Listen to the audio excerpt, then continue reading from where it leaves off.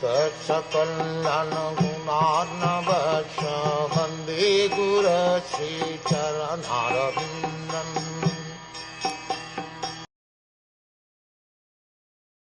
Is he going to quit his earthly pastimes, as Devrishi Narad indicated?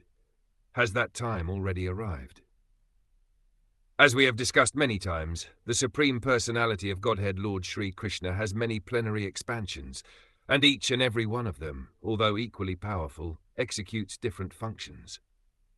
In Bhagavad Gita there are different statements by the Lord, and each of these statements is meant for different plenary portions or portions of the plenary portions. For example, Sri Krishna, the Lord, says in Bhagavad Gita, "Whenever and wherever there is a decline in religious practice, O descendant of Bharat, and a predominant rise of irreligion, at that time I descend myself. To deliver the faithful, to annihilate the miscreants, and also to re-establish the principles of occupational duty, I appear in every age. If I should cease to work, then all humanity would be misdirected. I would also be the cause of creating unwanted population, and I would thereby destroy the peace of all sentient beings. Whatever action a great man performs, common men will follow, and whatever standards he sets by exemplary acts, all the world pursues." All the above statements by the Lord apply to different plenary portions of the Lord, namely his expansions such as Sankarshan, Vasudev, Pradyumna, Aniruddha and Narayan. These are all he himself, in different transcendental expansions, and still the Lord as Sri Krishna functions in a different sphere of transcendental exchange with different grades of devotees. And yet, Lord Krishna as he is appears once every 24 hours of Brahma's time, or after a lapse of 8,064,000,000 solar years, in each and every universe, and all his transcendental pastimes are displayed in each and every universe in a routine spool. But in that routine spool, the functions of Lord Krishna, Lord Vasudeva, etc. are complex problems for the layman. There is no difference between the Lord's self and the Lord's transcendental body.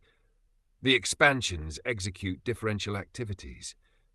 When the Lord, however, appears in his person as Lord Sri Krishna, his other plenary portions also join in him by his inconceivable potency called Yogmaya, and thus the Lord Krishna of Vrindavan is different from the Lord Krishna of Mathura, or the Lord Krishna of Dwarka. The Virat Roop of Lord Krishna is also different from him by his inconceivable potency. The Virat Roop exhibited on the battlefield of Kurukshet is the material conception of his form. Therefore it should be understood that when Lord Krishna was apparently killed by the bow and arrow of the hunter, the Lord left his so-called material body in the material world. The Lord is Kaivalya, and for him there is no difference between matter and spirit, because everything is created from him.